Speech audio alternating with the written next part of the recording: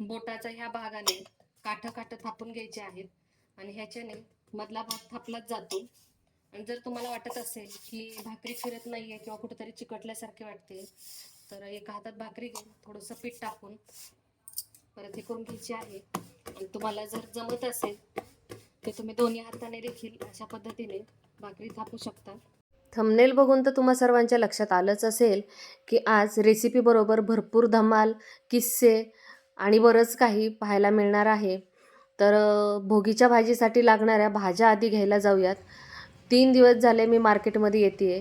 मिस्टरांच्या meetings आणि ते inspection त्याच्यामुळे रोज उशीर होत होता. आज मीटिंग, इन्स्पेक्शन काही नव्हतं म्हणून लवकर आले ते शाळेतून आणि लगेच आम्ही भाज्या घ्यायला आलो. तेव्हा इथे तुम्हाला सर्व भाज्या दिसत आहेत, पण गेले 2 दिवस झाले मी या भाज्यांसाठी खूप फिरले.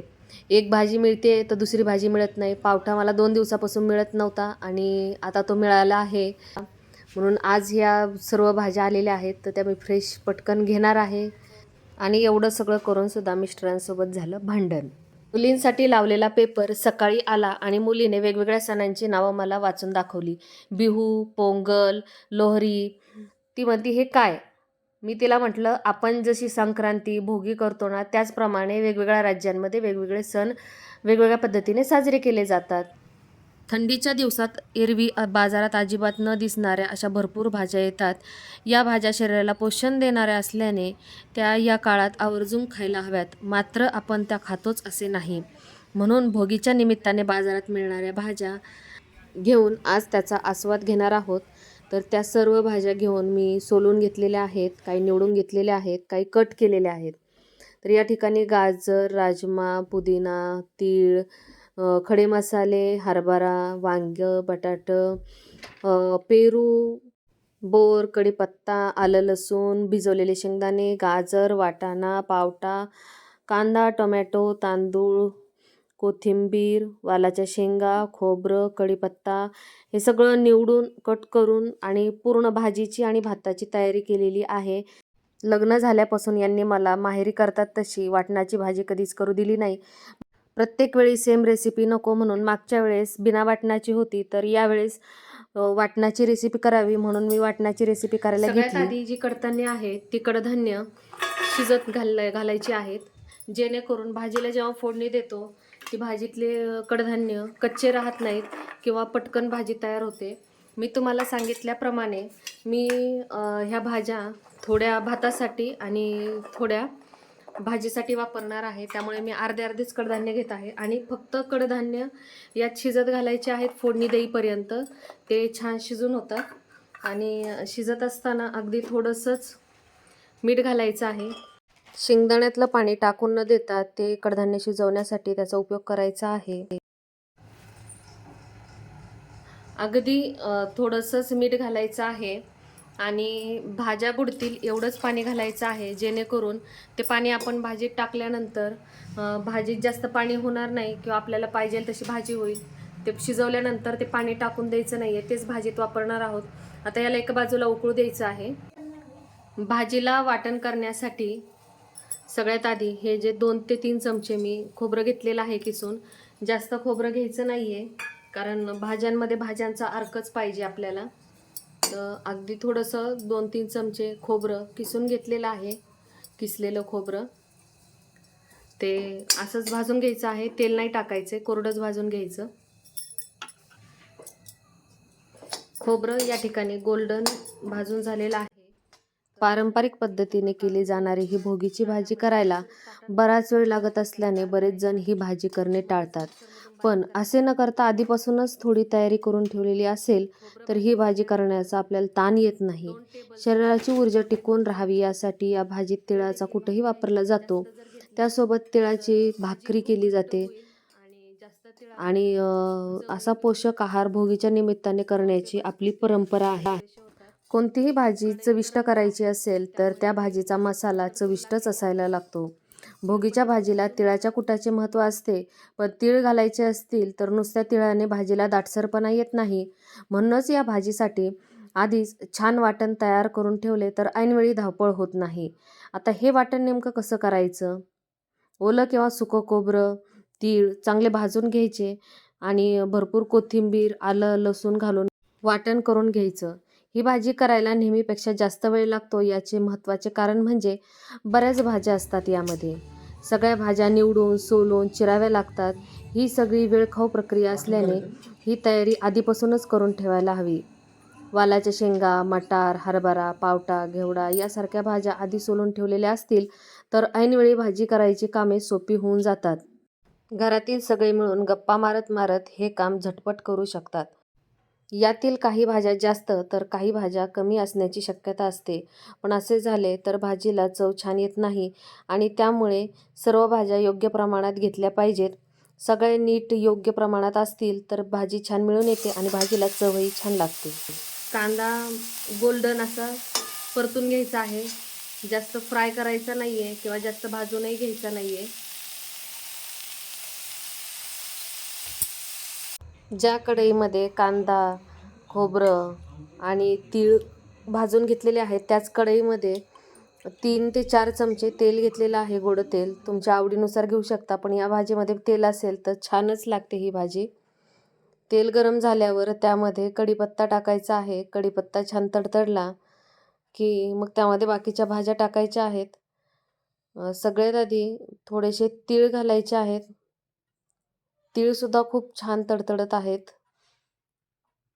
जास्त नाही पण 2 चमचे तरी तीळ घालायचे आहेत. आणि मी सांगितल्याप्रमाणे 1-1 वाटी भाजी घेतलेली आहे. त्यातली अर्धी वाटी मी भाजीसाठी वापरणार आहे. तर सगळ्यात आधी तिळानंतर गाजर घेतलेला आहे.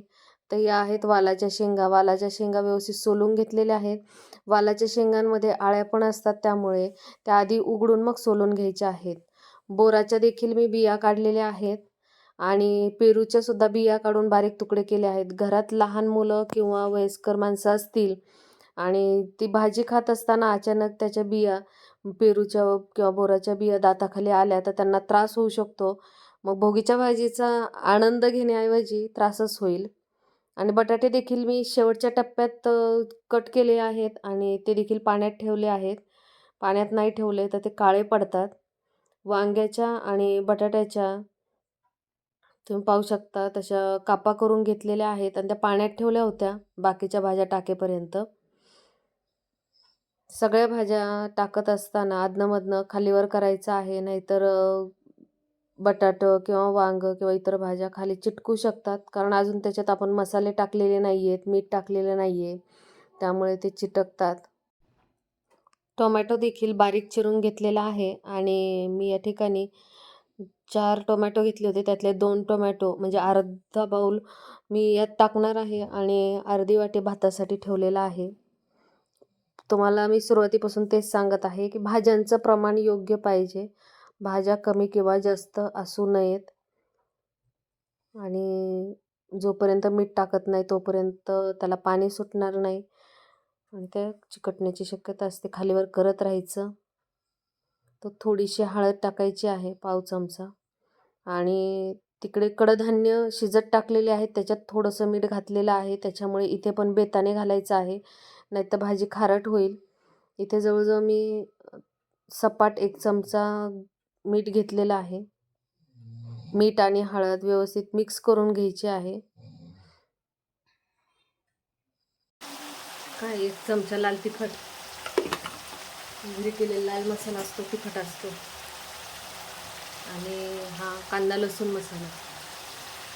मसाल्यात भारी कांदा लसूण मसाला कोल्हापुरी. त्यामुळे बाकीचे कोणतेही मसाले न टाकता फक्त काही भाज्या फक्त कांदा लसूण मसाला टाकून केल्या तरीसुद्धा त्या भाजीला खूप सुंदर चव येते. वाटण टाकण्याआधी ह्या भाज्यांबरोबर मसाले देखील परतून घ्यायचे आहेत. भाज्या असल्यामुळे मसाले जळत नाहीत, छान परतून होतात आणि भाज्यांना सुद्धा ते मसाले लागतात. जेव्हा आपण वाफवतो तेव्हा ते मसाले भाज्यांमध्ये मिक्स होतात, सोक होतात. त्याच्यामुळे प्रत्येक घासाला आपल्याला त्या मसाल्याचा स्वाद घेता येतो. भाज्या तर चांगल्या परतून झालेल्या आहेत. तर हे जे वाटण काढलं होतं, आलं, लसूण, कांदा, खोबरं आणि तीळ, हे वाटण पण यात मिक्स करायचं आहे आणि ते पण व्यवस्थित परतून घ्यायचं आहे.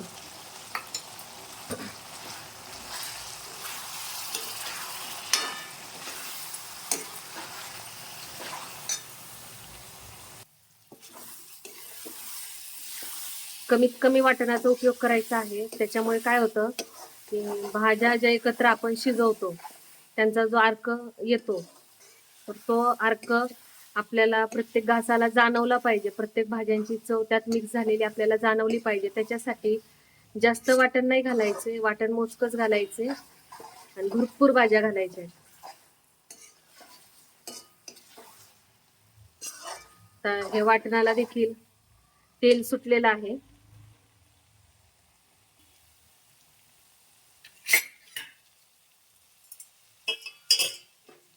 वाटणाला तेल सुटलेलं आहे म्हणजे वाटण व्यवस्थित परतून झालेलं आहे.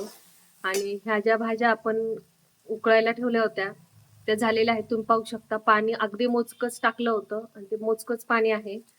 आपल्याला रस्सा भाजी करायची नाहीये.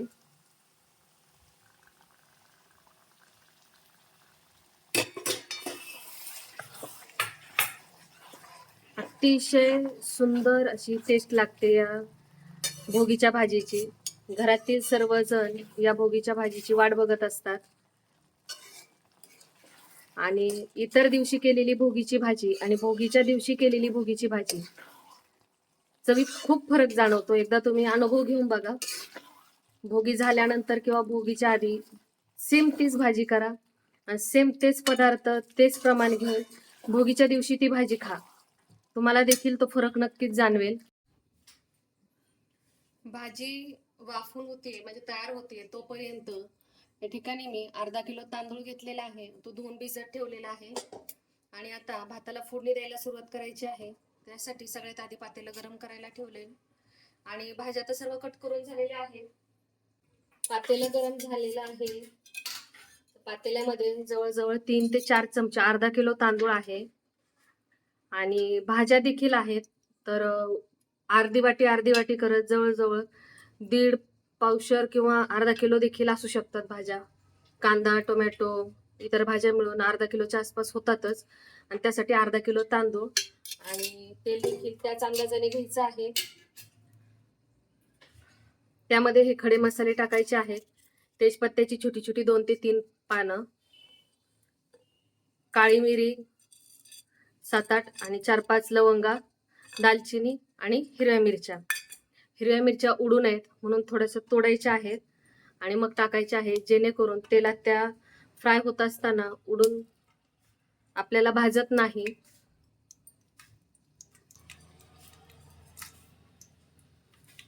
थोडेसे परतून होतात खडे मसाले. जास्त वेळ हे खडे मसाले तळायचे नाहीये. थोडेसे गरम झाले की त्यामध्ये कांदा टाकायचा आहे. त्याचा फ्लेवर उडून जाऊ द्यायचा नाहीये त्या खड्या मसाल्यांचा. लगेचच कांदा मिक्स करायचा आहे. कांदा थोडासा फ्राय झाल्यानंतर मग बाकीच्या भाज्या घालायच्या आहेत.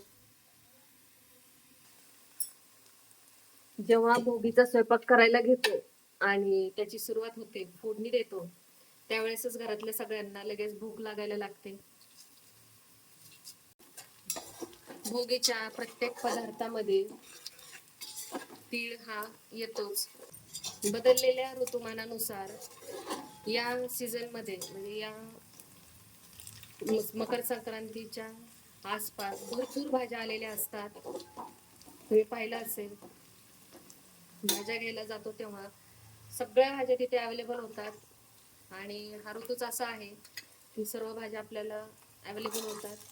त्यामुळे सगळ्या भाज्यांचा भोग देवाला चढवायचा असतो. त्यासाठी भोगीची भाजी म्हणतात याला. हरभरे, राजमा, भिजवलेले शेंगदाणे, पावटा, वाटाणा, वाल, गाजर,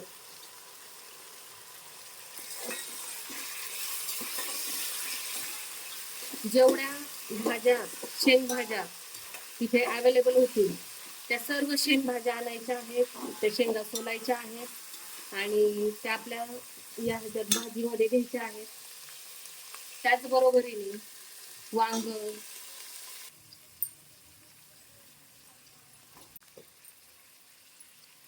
बटाटा, टोमॅटो,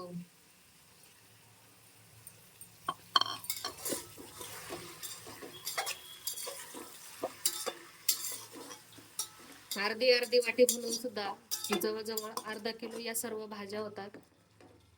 7 ते 8 भाज्या आहेत. काही ठिकाणी या भाजीला शेंग सोल्याची भाजी म्हणतात सातारा साईडला. काही ठिकाणी याला भोगीची भाजी म्हणतात, काही ठिकाणी याला लेकुरवाळी भाजी म्हणतात. आणि त्या भाजीच्या नावाप्रमाणेच याच्यामध्ये पदार्थ कमी अधिक प्रमाणात टाकले जातात. काहींचे पदार्थ वेगवेगळे असतात. कोणी कोणी यामध्ये चाकवतची भाजी किंवा इतर पालेभाज्या, पालक, मेथी, चाकवत अशा एक नाही वेगवेगळ्या पालेभाज्या, फळभाज्या, शेंगभाज्या अशा सगळ्या भाज्या मिक्स करून ही भाजी करतात.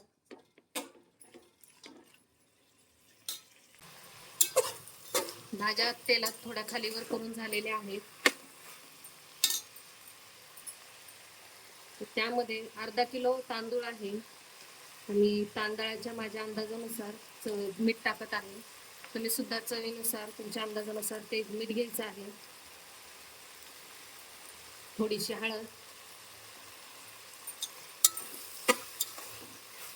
आणि भाज्या हलवत राहायच्या आहेत जेणेकरून खाली लागणार नाही. सगळ्या भाज्या परतून होईपर्यंत 5 ते 7 मिनिटं तांदूळ देखील चांगला भिजला जातो. लाल मसाला 1 चमचा,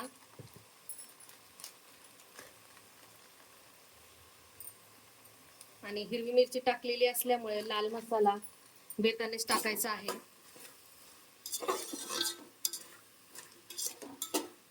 तुम्हाला हवा असल्यास त्यात कांदा लसूण मसाला किंवा गरम मसाला या दोन्हीपैकी कोणताही मसाला यात घालू शकता.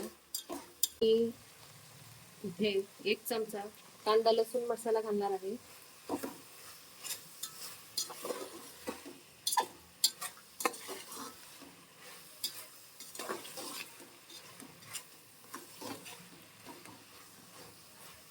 माझ्या बहिणीच्या मुलाला अशीच भाजी केलेली आवडते, कांदा लसूण मसाल्यातली भोगीची भाजी. तो लहान असताना एकदा असं झालं होतं भोगीच्या वेळेस, आणि मी हा भोगीचा भात केला होता. तेव्हा तो भाकरी नाही खायचा. तर त्या भातातले हरभरा, वाटाणा जी कडधान्य होती ती त्याने पहिल्यांदाच तशी भातात खाल्ली होती. त्यामुळे तो म्हणायचा भात शिजलाय पण त्यातले ह्या भाज्या कच्च्याच आहेत. झालं होतं ना असं. सगळे हसायचे, पण तोच बहिणीचा मुलगा आज माझ्या ह्या भाज्या आवडीने आवर्जून खातो. भात देखील तो आवर्जून खातो. भातासाठी परतायला घेतलेल्या ह्या ज्या भाज्या आहेत त्या आणि मसाले व्यवस्थित परतून झालेले आहेत. तर ते शिजण्यासाठी त्यातले जे कडधान्य आहेत ते थोडेसे शिजण्यासाठी मी पाणी आधीच गरम करायला ठेवलेलं होतं. ते गरम पाणी घालून 5 मिनिटं झाकण ठेवून वाफवून घ्यायचे आहेत. भात होत आहे तोपर्यंत भाजीकडे जरा वळूया. Wow, 1 number. आज हे जरा नाराजच झाले होते, थोडेसे चिडले पण होते, कारण त्यांना वाटणातली भाजी अजिबात आवडत नाही. परंतु माझी बिना वाटणाची रेसिपी ऑलरेडी मी टाकलेली आहे आणि जरा वेगळी रेसिपी असावी म्हणून ही वाटणातली रेसिपी केलेली आहे. माझ्या माहेरी अशीच भाजी करतात, पण आज ही भाजी बघून ते नक्कीच खातील. लग्न झाल्यापासून त्यांनी मला एकदाही करू दिली नाही, पण आज मी रेसिपीसाठी केलेली आहे. ते ही भाजी खाऊन नक्कीच खुश होतील आणि त्यांची नाराजी देखील दूर होईल. अतिशय सुंदर असा सुगंध देखील सुटलेला आहे आणि टेस्ट देखील तितकीच छान असणार आहे. भाजी तर तयार झालेली आहे आणि भात देखील काही मिनिटातच होणार आहे. 5 मिनिटं झालेली आहेत. आतल्या भाज्या शिजलेल्या आहेत चांगल्या, कारण तांदूळ भिजवलेला आहे आणि तो पटकन भात शिजतो. त्यासाठी 5 मिनिटं उकळवून घेतलेल्या आहेत भाज्या. तशी जी कडधान्य टाकलेली आहेत ती कडधान्य सगळी ओली कडधान्य आहेत.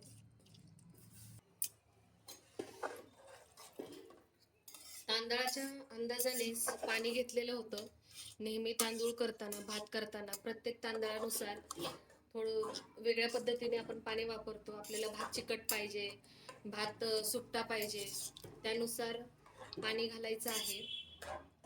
आणि पाणी घातल्यानंतर एक उकळी आली की मीठ बघायचं आहे व्यवस्थित आहे की नाही. कमी असेल तर थोडंसं मीठ घालायचं आहे. आणि आवडती गोष्ट भातातली ती म्हणजे पुदिना आणि कोथिंबीर. मी पुदिना आवर्जून टाकते, त्यामुळे भाताला एक वेगळीच टेस्ट येते.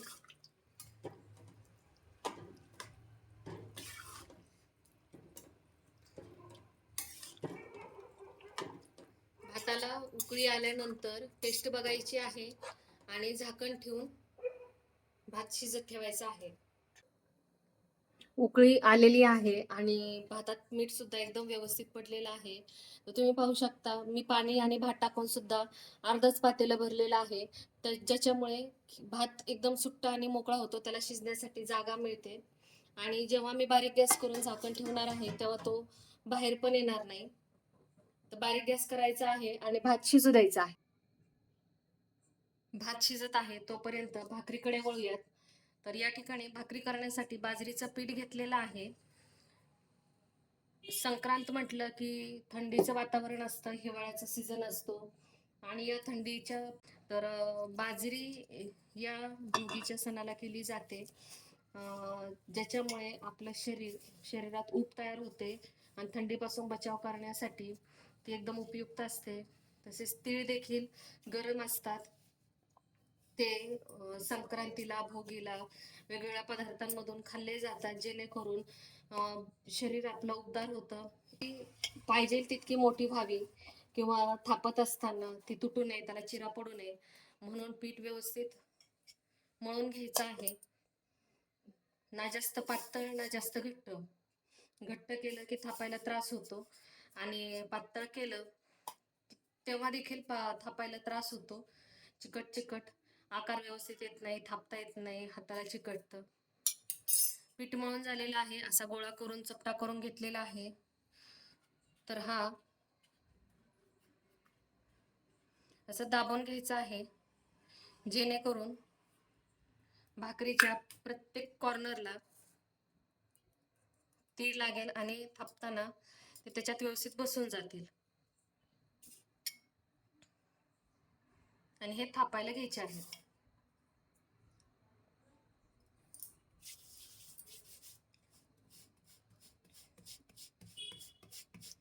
तिळाची बाजू भाकरी थापत असताना वरच्या बाजूला पाहिजे.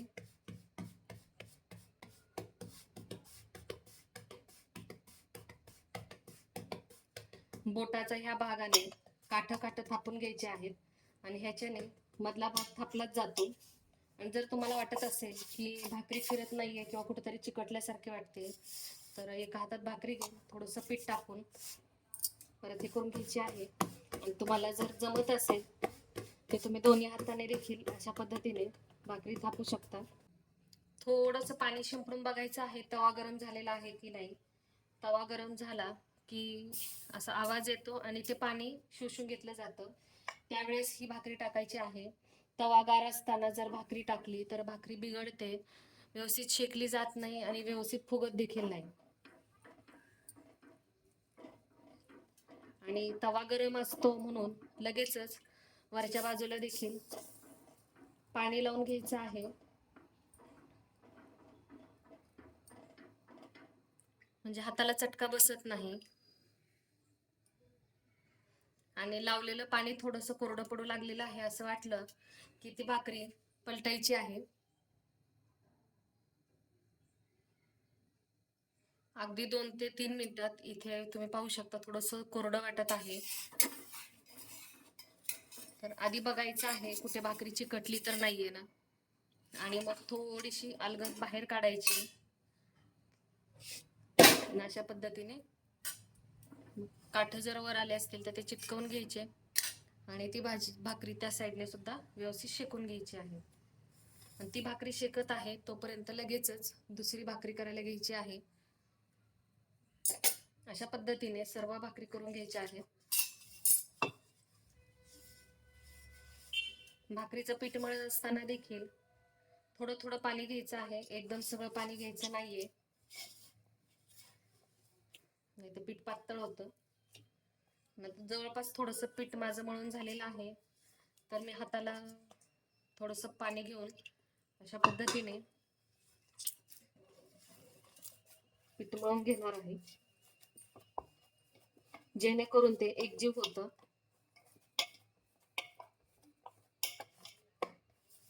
आणि भाकरी कुठंच तुटत नाही. आणि जर अशा वेळेस जर आपल्याला वाटलं की नाही कडक आहे पीठ, तर थोडासा हात ओला करायचा, खूप पाणी घ्यायचं नाही, थोडासा हात ओला करत करत ते पीठ मळून घ्यायचं आहे.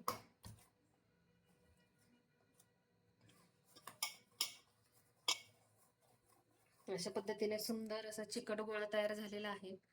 असा प्रेस करायचा.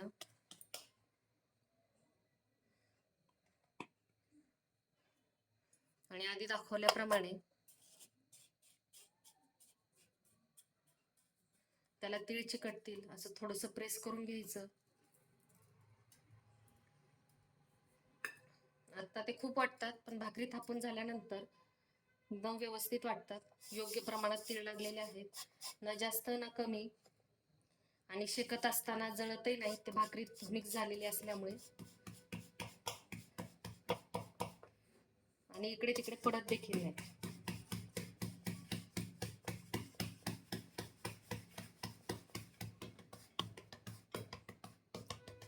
थोडीशी भाकरी थापून झाली, अगदी काही मिनिटातच भाकरी थापून होते.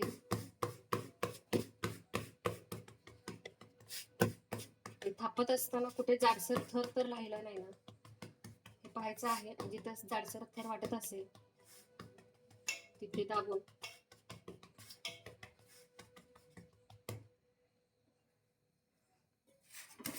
तोपर्यंत भाकरीची ही बाजू शेकून झालेली असते. काठ बघून शेकून घ्यायचे आहेत.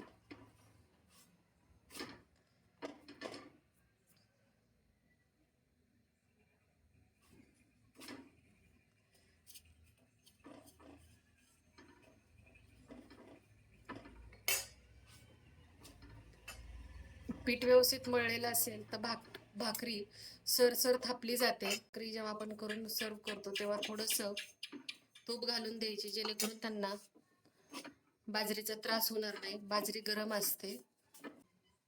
बऱ्याच जणांना बाजरी आवडते पण सहन होत नाही, म्हणून ते खात नाही. त्यावेळेस जर थोडस तूप त्याच्यावर पसरवून खाल्ली तर कोणताही त्रास होत नाही. तुम्ही पाहू शकता सगळीकडून काठ व्यवस्थित शेकलेला आहे. आता पलटी करायचं आहे आणि ती बाजू देखील शेकून घ्यायची आहे, जेणेकरून पापड येईल व्यवस्थित. पूर्ण बाजूने भाकर फुगलेली आहे, तुम्ही पाहू शकता.